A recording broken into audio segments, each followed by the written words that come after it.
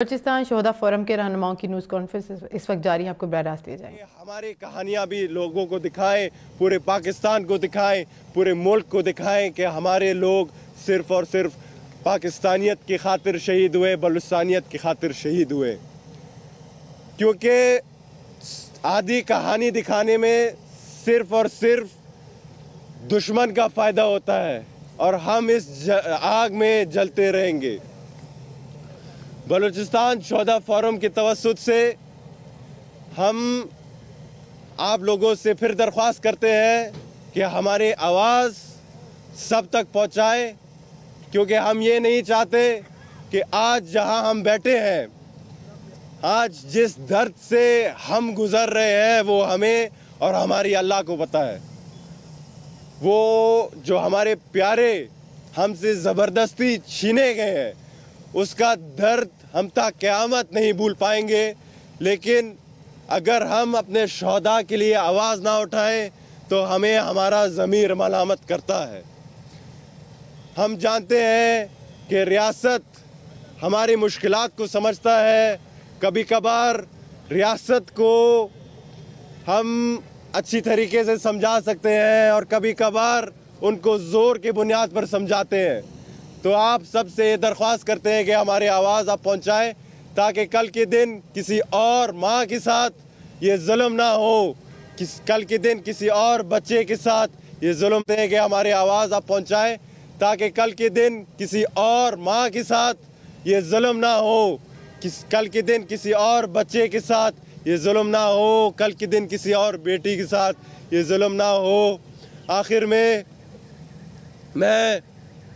اپنے شہداء کو خراج تحسین پیش کرنا چاہتا ہوں جنہوں نے پاکستان کے لیے قربانی دی، خواہ وہ سیکیورٹی فورسز سے ان کا تعلق ہو، خواہ وہ فوجی اداروں سے ان کا تعلق ہو یا سول لائن اداروں سے ان کا تعلق ہو. وہ ہمارے سروں کے تاج ہیں. آخر میں ایک شعر پیش کرنا چاہتا ہوں کہ اگر میں مر جاؤں تو مجھے دفن کر دینا، اگر میں مر جاؤں تو مجھے دفن کر دینا، مجھے اس ملک کا پانی پلا دینا، مجھے اس ملک کا پانی پلا دینا. میں تاج محل تو نہیں مانگ رہا، میں تاج محل تو نہیں مانگ رہا، بس میرے قبر پر یہ سبز ہلالی پرچم لہرا دینا. پاکستان زندہ باد، بلوچستان پائندہ آباد. اس کے بعد شہداء کے کچھ لواحقین آپ سے اپنے خیالات کا ذکر کریں گے. میر فرید. بسم اللہ الرحمن الرحیم. میں آج تمام میڈیا کا شکریہ ادا کرتا ہوں کہ وہ لوگ یہاں پر آئے ہیں اور شہداء فورم کے کیمپ پر. میں میڈیا کو یہ بتا دینا چاہتا ہوں کہ میں اپنے شہیدوں کا لہو کس کے ہاتھ پہ تلاش کروں. جب ہمیں مارا جاتا ہے تو وہاں سے تنظیمیں قبول کرتے ہیں BLA BLF UBA کے نام پہ، اور انہی دہشت گردوں کے لیے چیف جسٹس صاحب جوڈیشل کمیشن بناتے ہیں. لیکن بلوچستان کے شہیدوں کے لیے جن ایک دھماکے میں ہمارے 300 لوگ شہید ہوتے ہیں. جب سراج رسانی پر دھماکہ ہوا تو ایک ماں کے 7 لخت جگر شہید ہوئے. آپ میڈیا نے تو کسی کو نہیں دکھایا کہ ایک دھماکے میں 7 لخت جگر شہید ہوتے ہیں.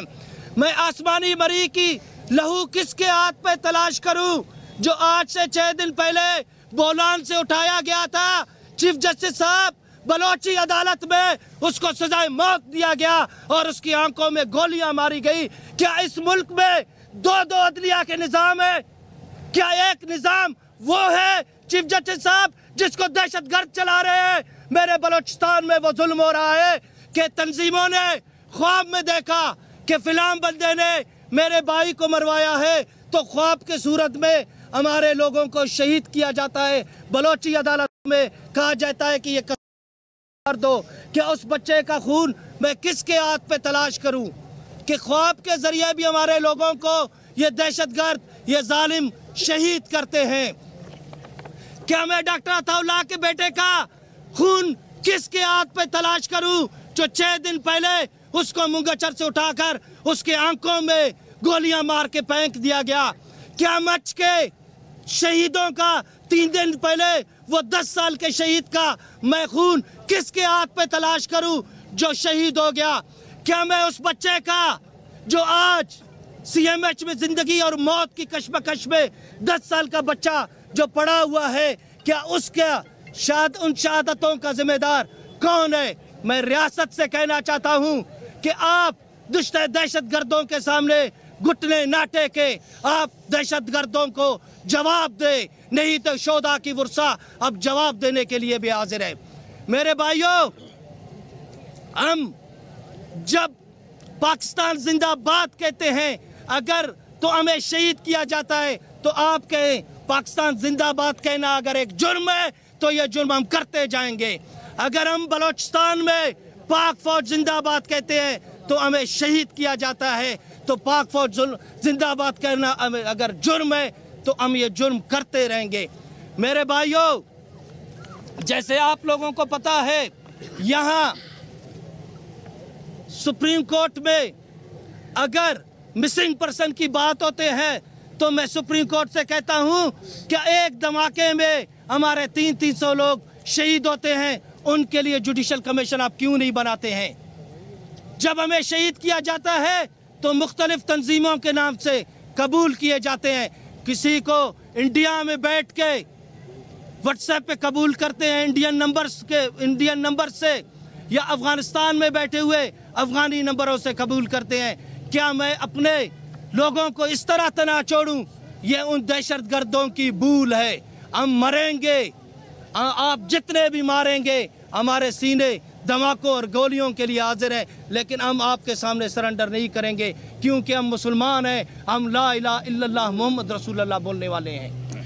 آخر میں آپ میڈیا سے بھی خواہش کرتا ہوں کہ آپ آئیں بلوچستان، آپ اسلام آباد سے نکلے، میں بلوچستان کے شہید کے گھر پہ آپ کو لے جاؤں گا، پھر آپ کو پتا چلے گا کہ ہمارے ساتھ کیا ظلم ہو رہا ہے۔ میں چیف جسٹس صاحب سے کہتا ہوں، آپ اس کورٹ سے نکلے، آپ آئے بلوچستان میں، آپ کو میں مستنگ میں بٹھاؤں گا کہ کتنے لوگ ہمارے شہید ہوئے ہیں، آپ کو میں کلات میں بٹھاؤں گا کہ ان ظالموں نے کتنے لوگوں کو شہید کیا ہے، آپ کو میں غزدان میں بٹھاؤں گا کہ ان ظالموں نے کتنے لوگوں کو شہید کیا گیا ہے، آپ کو میں ہزارہ برادری کی کیا کہانی سناؤں جن کے 4000 سے اوپر شہداء ہیں، ان کو کس نے شہید کیا ہے۔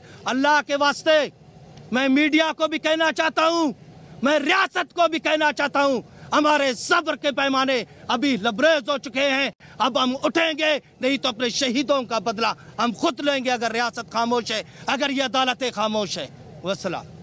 پاکستان زندہ آباد، شہدائے بلوچستان زندہ آباد۔ یہ جو دہشت گردی ہے، بلوچستان شہداء فورم کے رہنماؤں کی نیوز کانفرنس اس وقت جاری ہے، اور انہوں نے کہا کہ ملک دشمن عناصر عوام کو آپس میں لڑوانا چاہتے ہیں، بھائی بھائی کو لڑوا کر سازش کی جا رہی ہے۔ اس وقت جمال رئیسانی میڈیا سے بات کر رہے تھے، انہوں نے کہا کہ ملک دشمن عناصر عوام کو آپس میں لڑوانا چاہتے ہیں۔